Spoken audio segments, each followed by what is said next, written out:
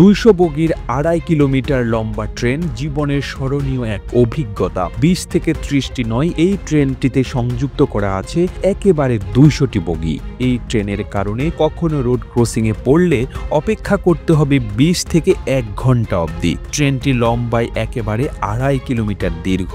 বিশাল লম্বা এই ট্রেনটি চালাতে প্রয়োজন হয় তিনটি শক্তিশালী লোকোমোটিভ ইঞ্জিনের। এতক্ষণ জানাচ্ছিলাম মৌরতানিয়া এক্সপ্রেসের কথা। বিশ্বের সবচেয়ে উষ্ণ সাহারা মরুভূমির ৫০ ডিগ্রি সেলসিয়াস তাপমাত্রার মধ্য দিয়ে মৌরতানিয়ার জোনাব থেকে নোয়াদি বন্দরে পৌঁছাতে ৭০৪ কিলোমিটার পথ পাড়ি দেয় এই ট্রেনটি। দীর্ঘ এই যাত্রা পথ পাড়ি দিতে ট্রেনটির সময় লাগে প্রায় ২০ ঘন্টা। তবে এই ট্রেনটি যাত্রীবাহী নয়, এটি বিশ্বের সবচেয়ে বড় মালবাহী ট্রেন। তবে মৌরতানিয়া এক্সপ্রেস কেবল একটি মালবাহী ট্রেনই নয়, এটি একটি জীবন্ত জাদুঘর। ট্রেনটি স্থানীয়দের জন্য অত্যন্ত গুরুত্বপূর্ণ পরিবহন ব্যবস্থা।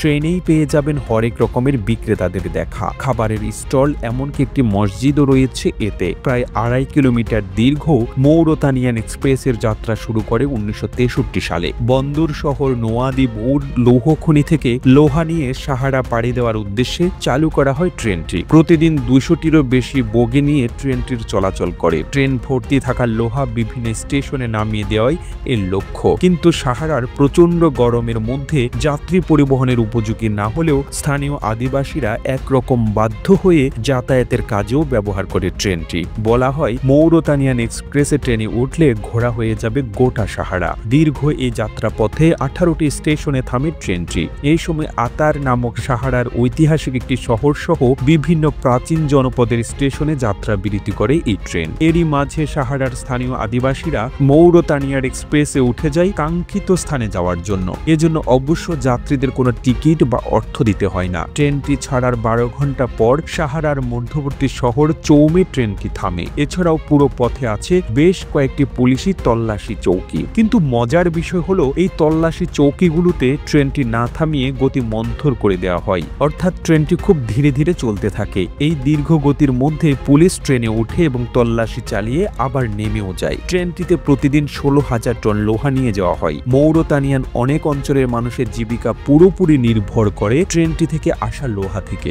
একটি বগিতে অন্তত ৮৪ টন লোহা ধারণ করে। তবে রাজনৈতিক ও যান্ত্রিক ত্রুটির কারণে ২০০৯ সালের দিকে ট্রেনটি বন্ধ করা হলেও ২০১৯ সালের জানুয়ারি থেকে আবারও চালু করা হয় মৌরতানিয়ান এক্সপ্রেস। আপনি যদি কখনো আফ্রিকা ভ্রমণ করেন তাহলে অবশ্যই মৌরতানিয়ান এক্সপ্রেস একটি যাত্রা করুন। এই যাত্রা আপনার জীবনের স্মরণীয় একটি অভিজ্ঞতা হয়ে থাকবে। প্রতিবেদনটি তৈরিতে তথ্য ও উপাত্তের সাহায্য নেওয়া হয়েছে টিউবলাইট মিডিয়া নামক ফেসবুক পেজ থেকে। আর এতক্ষণ আপনারা সঙ্গে ছিলেন বিশ্ব বাংলার। সেই সঙ্গে আপনি বাংলাদেশের কোন জেলা থেকে এই ভিডিওটি দেখছেন আমাদের কমেন্ট করে জানান। আমরা পরবর্তী ভিডিওতে আপনাকে ধন্যবাদ জানাতে ভুলব না। এতক্ষণ বিশ্ব বাংলার সাথে থাকার জন্য অসংখ্য ধন্যবাদ।